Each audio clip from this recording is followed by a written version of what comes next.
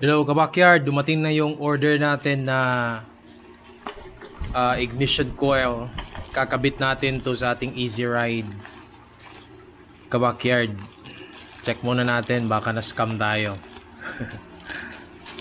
So, ignition coil pala ito, kabakyard. Nabili natin to sa halagang 850. Pero nabayaran natin is nasa 945 including the shipping fee, kabakyard. So, ang brand pala nito is OMA. So, ang price talaga niya is 950. Ayan. So, ngayon, stock pa lang yung coil natin or ignition coil natin sa ating Easy Ride 150. Ito kasi yung nirecommend sa akin ng mechanic, kabakyard, na nag-set up sa motor ko, kabakyard. Kasi yung motor ko, kabakyard, kung hindi nyo alam, na-set up na pala siya, na-adjust na yung valve clearance niya, yung carb, at saka yung filter niya, air filter. So, ito yung sinuggest niya na palitan yung stock na ignition coil ko para lalong lumakas yung ating Easy Ride 150. So, kaya bumili tayo nito, kabakyard. So, pinaset up ko pala, kabakyard, kasi wala kasi ako doon anong pag-set up, yung kapatid ko lang. So, and then yung nag-set up naman nun ng Easy Ride natin is magaling din, kabakyard. Mahilig din sa mga motorcycle. At the same time, nagda-drag race din, kabakyard. So, alam niya talaga kung ano yung palitan. So, na-set up na yun, na-adjust na yun yung tawag nito, yung valve clearance natin, yung carb. So far, napaka-smooth ng performance niya ngayon at napakalakas ng Easy Ride natin. And then, ito yung sinuggest niya, kaya binili natin to. So, yung brand pa lang nito, kabakyard, is OMA Racing. So, ito is a 9FI or carb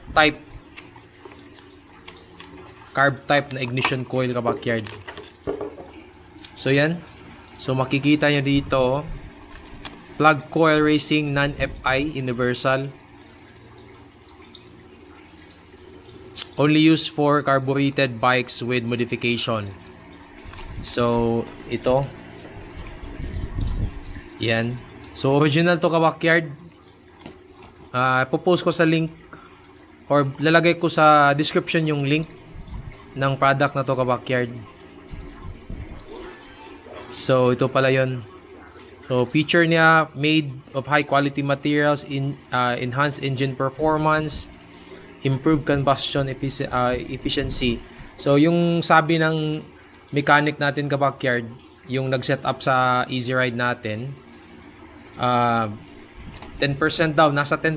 Iwan ka lang kung tama yung sinasabi niya. But, so far, after niya na-set up yung Easy Ride natin, is napakaganda ng takbo, kabakyard, napakalakas. So, ito na yon. So ito yung ilalagay natin, kabakyard. Alright, so nakalagay dito, nakatatak talaga dito, kabakyard. Naka-emboss siya, OMA Racing. So original talaga to, kabakyard.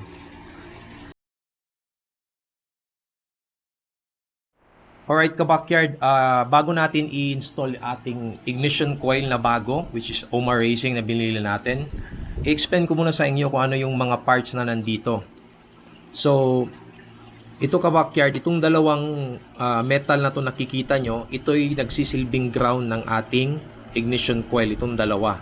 And then ito naman ay tinatawag natin na primary coil, kabakyard, or input power.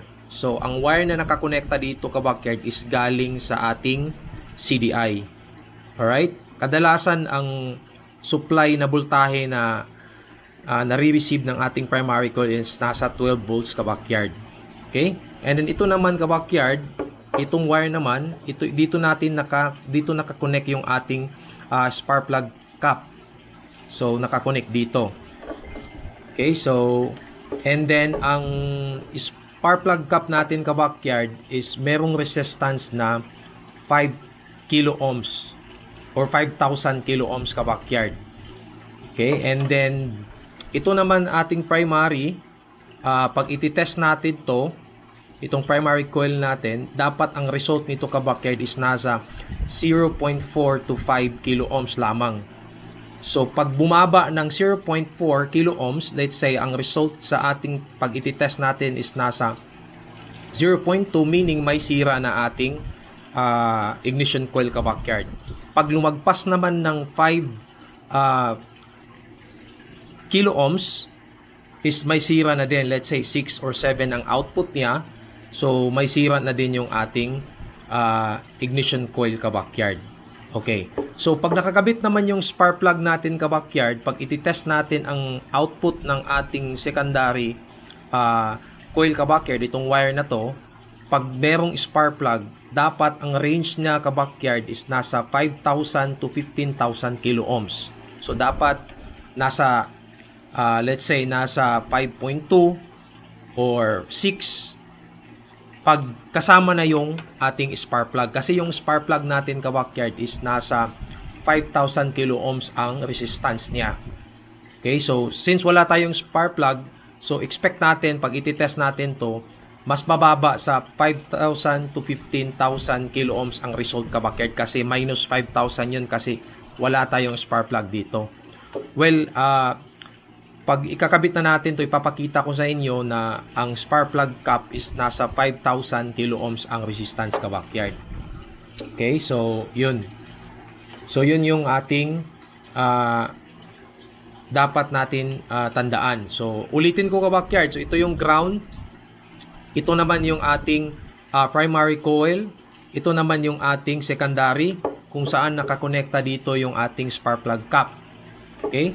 And then pag ititest natin to ka-backyard, dapat ang resulta is nasa 0.4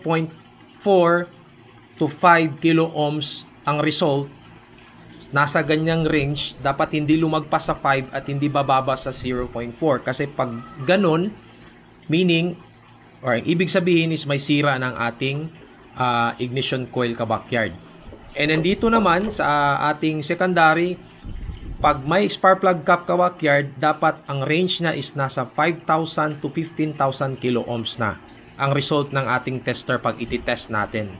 Pag wala naman, ima-minus lang natin yung 5,000 kilo ohms ka-backyard kung walang spark plug cap. Okay, so ititest natin ka-backyard para malaman natin. Alright, may tester na tayo ka-backyard. So sa pagtitest naman ito ka-backyard, so dapat lang nating iset ang tester natin sa ohms ka-backyard. Ayan. And then, ulitin ko, dapat ang resulta niya, pag ititest natin ang primary coil, is dapat ang result niya is nasa 0.4 to 5 kilo ohms only. So, dapat hindi lalagpas ng 5 kilo ohms at hindi bababa ng 0.4. And itong block naman, ilalagay lang natin to sa ground ka-backyard dito. Yan. And then, dapat walang kamay or dapat hindi nakalapat yung kamay mo diyan sa alinman diyan sa ating primary or sa ground para accurate ang result natin ka-backyard kasi yung katawan natin may resistance. So lagay natin dito ang isa. Yan, nagre-reading na siya ka-backyard. Ayan, so sabi ko kanina ka-backyard, ayan, so 0.4 ang reading niya. So tama siya, di ba? So yun yung sabi ko na dapat ang result niya is nasa 0.4 to 5 kilo ohms itong primary coil natin pag i-check natin. So meaning goods pa ang ating ignition coil ka-backyard. Of course, bago natin itong bili. Diba? So, in-explain ko lang sa inyo kung paano iti-test, paano nyo malaman kung sira na o hindi. So, para malaman nyo kung ano yung kilo ohms ng ating ignition coil ka-backyard, so i-research nyo lang sa Google kasi ni-research ko lang yon na nabasa ko dun sa isang article na nasa 0.4 to 5 kilo ohms dapat ang resulta ng ating primary coil pag iti-test natin. So dapat hindi lalagpas o hindi bababa sa 0.4 and hindi lalagpas sa 5 kilo ohms. So goods ang ating primary coil ka-backyard. Okay, so ititest na naman natin ngayon ka-backyard itong ating secondary coil. So ito siya ka-backyard, dapat ang result niya nito pag may spark plug cap ka-backyard is dapat nasa 5,000 to 15,000 kilo ohms. So since wala tayong spark plug kasi hindi ko pa nabaklas yung spark plug natin sa ating Easy Ride 150 ka-backyard, so mag-minus na lang tayo. So dapat nasa 5 to 10,000 yung result ng ating secondary. Dapat hindi bababa ng 5,000 at hindi lalagpas ng 10,000 ka-backyard. Okay, so ititest na natin. Pero pag may spark plug ka-backyard, so aabot yan ng 5,000 to 15,000 kilo ohms ang result. So tatry na natin. So the same pa din, lalagay natin sa ating, ang tester natin dapat nakalagay sa ohms. So digital tester ang gamit ko, and then the same pa din ka-backyard. So sa pagtitest, depende sa inyo kung saan nyo ilagay yung block na probe natin sa ground. Ground din naman ito, ground din yung sa taas. So ilagay natin dito sa taas ka-backyard, and then ito tatapat natin. Ayan, nagre-reading na siya ka-backyard. Ayan, so nakikita nyo ka-backyard, ang result is nasa 9.20.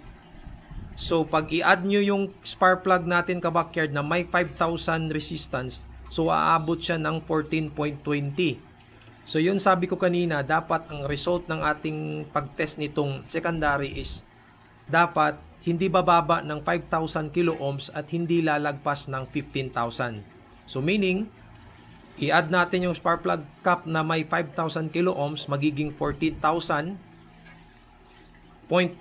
So meaning, hindi lumagpas ng 15,000 kilo ohms ka-backyard. Meaning, good ang ating tawag nito, ang ating secondary wire ka-backyard, or itong sa baba, yun yung may wire. Okay? So, lahat sila good.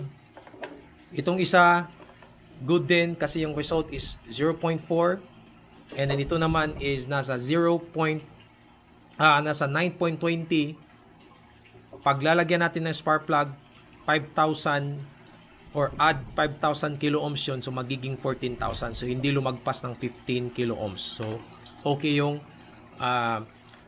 ignition coil na nabili natin ka-backyard. So ganun lang sa pag-test ka-backyard. And then in the next video ka-backyard, papakita ko sa inyo kung paano i-set up ito sa ating Easy Ride 150. Alright, so if you have any question, just put in the comment section or PM me, and then see you in the next video. Maraming salamat.